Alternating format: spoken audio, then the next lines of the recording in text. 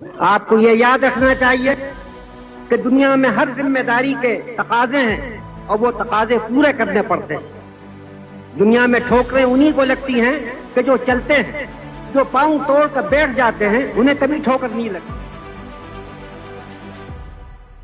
بھارتی تاریخ میں ایک ایسا نام جس نے کم سنی میں اپنی ذہانت و فطانت سے ملک و قوم کو حیران و شستر کر دیا۔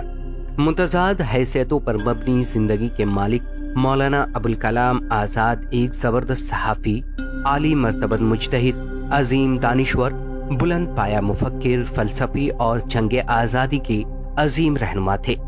مولانا ابوالکلام آزاد کی پیدائش 1888 میں مکہ معظمہ میں ہوئی۔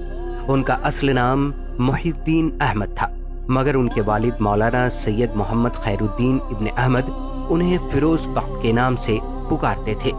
اپنے والد سے ابتدائی تعلیم حاصل کرنے کے بعد آزاد مصر کی مشہور درسگاہ جامعہ ازہر چلے گئے، جہاں انہوں نے مشرقی علوم کی تکمیل کی۔ عرب سے ہجرت کر کے بھارت آئے تو کلکتہ کو اپنی سرگرمیوں کا مرکز بنایا۔ یہیں سے انہوں نے اپنی صحافتی اور سیاسی زندگی کا آغاز کیا۔ انہوں نے یہیں سے 15 برس کی عمر میں لسان الصدق جریدے کی ارادت کی اور سن 1912 میں 20 برس کی عمر میں الہلال کے نام سے ایک ہفتہ وار اخبار نکالا۔ یہ پہلا باتصویر سیاسی اخبار تھا۔ اس اخبار میں انگریزوں کی پالیسیوں کے خلاف مضامین شائع ہوتے تھے، جس پر انگریز حکومت نے پابندی لگا دی۔ اس کے بعد مولانا آزاد نے انگریز مخالف پالیسیوں پر دوسرا البلاغ اخبار جاری کیا۔ مولانا آزاد کا مقصد جہاں انگریزوں کی مخالفت تھا، وہیں قومی ہم آہنگی اور ہندو مسلم اتحاد پر ان کا پورا زور تھا۔ انہوں نے اپنے اخبارات کے ذریعے قومی وطنی جذبات کو بیدار کرنے کی کوشش کی۔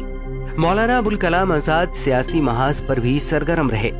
انہوں نے تحریک عدم تعاون، بھارت چھوڑو اور خلافت تحریک میں بھی حصہ لیا۔